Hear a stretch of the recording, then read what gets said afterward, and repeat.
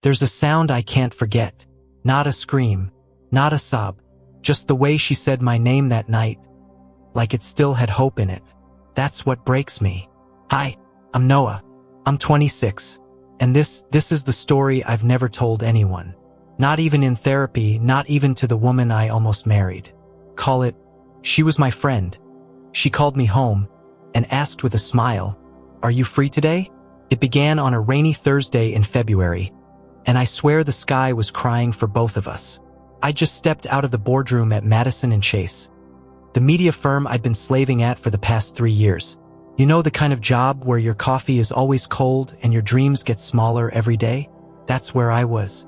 And then my phone buzzed. "Amber, hey stranger, are you free today? Just come home." 3 dots. Then a smile emoji. That was her, always disarming serious moments with something light. Amber was my best friend once. Maybe more.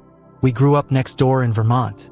The kind of closeness where we'd crawl into each other's windows when our parents were fighting, or when life just felt too heavy. But I hadn't heard from her in 2 years.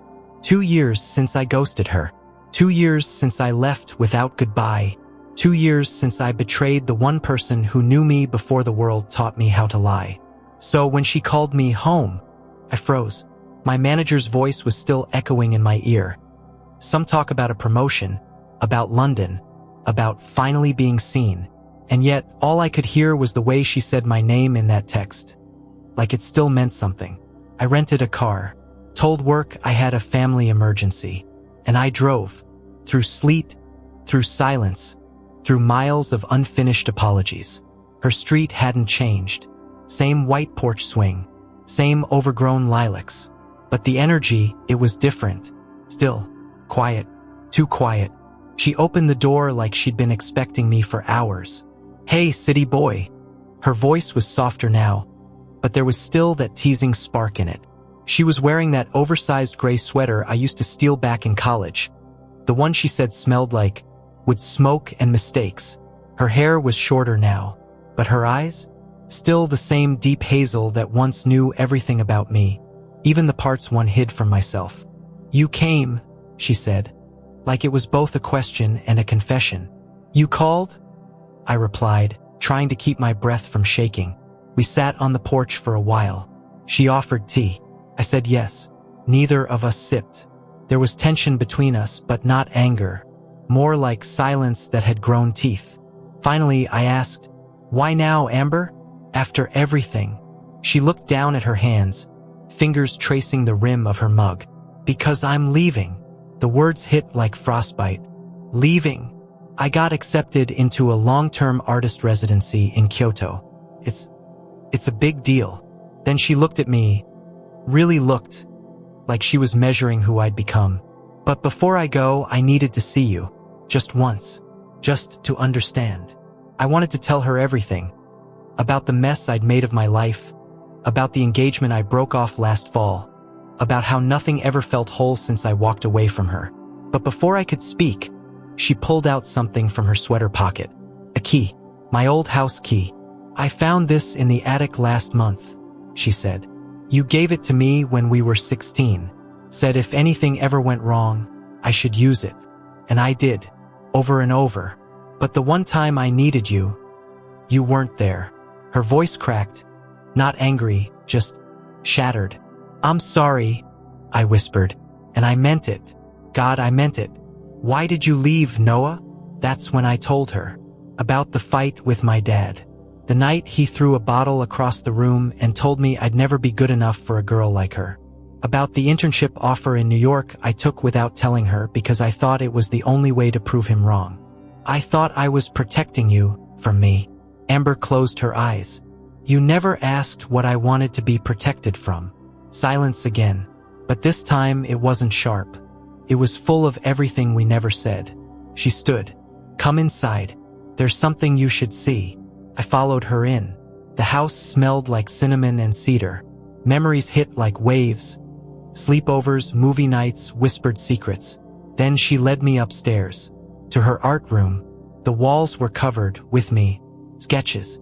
Paintings. Charcoal portraits. All of me. Different ages, different moods. Laughing. Crying. looking out of windows. One canvas showed me asleep on her couch. Another, the day I left. My back turned, suitcase in hand. Couldn't breathe. You painted all this? She nodded. It's how I coped. With losing you. With wondering. I turned to her. Amber, why did you really call me home today? She hesitated. And then, just above a whisper, because I needed to know if I could let you go. And then she kissed me. Soft. Searching. Like she was trying to find the boy I used to be. Hidden in the man I'd become. I kissed her back. But I didn't realize she was saying goodbye. I wish I could tell you that kiss fixed everything. That the weight in my chest lifted. That the storm between us cleared. But the truth is, it only deepened the ache. Because as her lips pressed against mine, I felt time collapsing. Years, memories, unspoken words. All of it crashing into that single moment. And then she stepped back. No tears.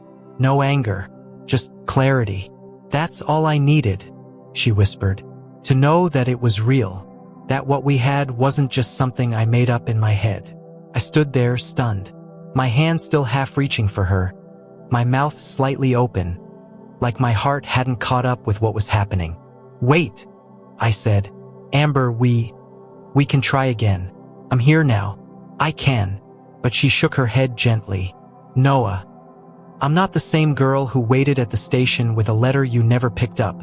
She walked to the bookshelf, pulled something out and handed it to me. An envelope. Faded. Bent at the corners. My name on the front. In her handwriting. July 14th, 2021. I opened it with trembling fingers. If you're reading this, it means I finally had the courage to leave it for you. Or maybe I never did. Either way, I want you to know, I loved you. I always did. But love, unspoken, eventually turns into silence. And silence is heavy. I hope wherever you are, you're happy. I hope you made it. I hope you remember the way we laughed in the dark. I looked up at her. I don't remember anything else, I said. Her eyes softened, but she didn't smile. We talked the rest of the night. Not like lovers. Not like strangers. But like people who had once known each other in the most sacred way, and were now trying to fold that knowing back into the present. She told me about the residency in Kyoto. 6 months. Possibly a year. A mentor she'd dreamed of studying under since college. And a chance to start fresh, without old ghosts whispering at the edges. I told her about my promotion. How I'd spent the last few years building a life that looked perfect on the outside but felt like a museum inside, cold, curated, hollow. She laughed a little. You always did want everything to be clean, controlled. Life doesn't work like that. Neither does love, I replied. She nodded slowly, eyes meeting mine. Exactly. The next morning, I woke on her couch, the same one I used to crash on during college breaks. There was a blanket over me, and a note on the coffee table. Didn't want to say goodbye again. Please don't follow me. Live your life. I'm already living mine. Love always, eh. I ran to the window. Her car was gone. The silence in the room felt louder than any goodbye. I sat there for hours, holding the letter from 2 years ago in one hand, the new note in the other. Both written by a woman who had waited, loved, let go. I called in sick to work, stayed an extra night in town, visited our old lake spot, the tree we carved our initials into, the bookstore where she kissed me the first time under fairy lights and falling snow. Everywhere I went, she was there. Not physically, but in the air, in the spaces between things. That night, I drove back to New York, but I didn't go to the office. I didn't answer emails. Instead, I walked into my apartment and pulled out a box I hadn't opened in years. Inside were photos of us, old ticket stubs, her mixtapes, and a drawing, one she did of me the day before I left for college. She'd sketched me asleep on the porch swing, a tiny smile on my face. She had titled it, Where He Feels Safe. That was the moment I realized she wasn't just home. She was the part of me I had left behind to chase something I thought was bigger. But you can't outrun your roots, or your ghost, or the girl who taught you how to feel safe in your own skin. 2 weeks later, I got a postcard, postmarked from Kyoto. It simply said, "You looked beautiful that night on the porch. I hope you're smiling now. Paint your life in color, Noah. You deserve it." No return address, just a red sun and a signature. Hey, I didn't know what I felt in that moment. Loss? Closure? Gratitude? Maybe all three. But mostly, I felt the ache of almost.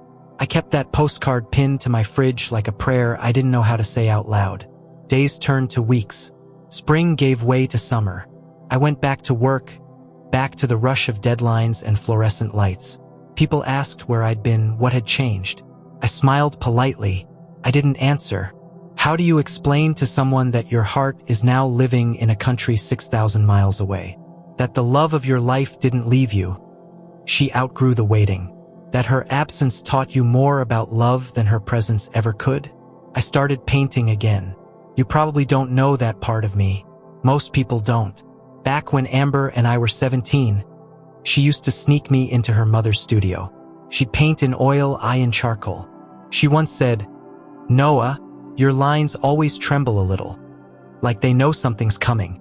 After she left, I found her old brushes buried in a box she had given me on my 24th birthday. I'd never opened it before. Inside were 3 brushes, a folded canvas, and a quote scribbled on the back of a receipt. "Art is where broken things go to remember they were beautiful once." That week, I cleared out my second bedroom, turned it into a studio, bought new paints, hung the Kyoto postcard above the window. Every morning, I looked at it like a compass, asking it which part of myself needed color again. It wasn't until October that I heard her voice again. I was walking past a coffee shop, phone pressed to my ear, when a familiar laugh broke through the crowd. I froze.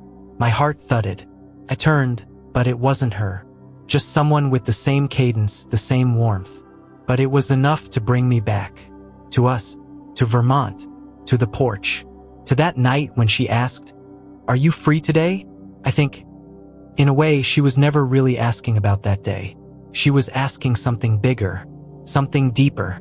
Are you free to forgive yourself? Are you free to let go of who you thought you had to be? Are you free to love someone who isn't waiting for you anymore? The answer then was no. But now it's yes. About 6 months later, I got an email. No subject line, just a photo attached. It was a canvas, a painting of a man, seen from behind, standing in the doorway of a familiar white porch. His shoulders slumped. In his right hand, a letter. In his left, a key. In the corner of the canvas, she'd signed it, "For N, you were always the door, never just the key." Hey, that was the last I heard from her. No reply when I wrote back. No return address again. Just silence. But this time, it didn't feel like loss. It felt complete. You know, people always talk about the one that got away. But Amber didn't get away. She walked away. With grace. With clarity. With love. And in doing so, she taught me how to stay with myself. Final reflection. If there's one thing I've learned, it's this. Love doesn't always look like forever.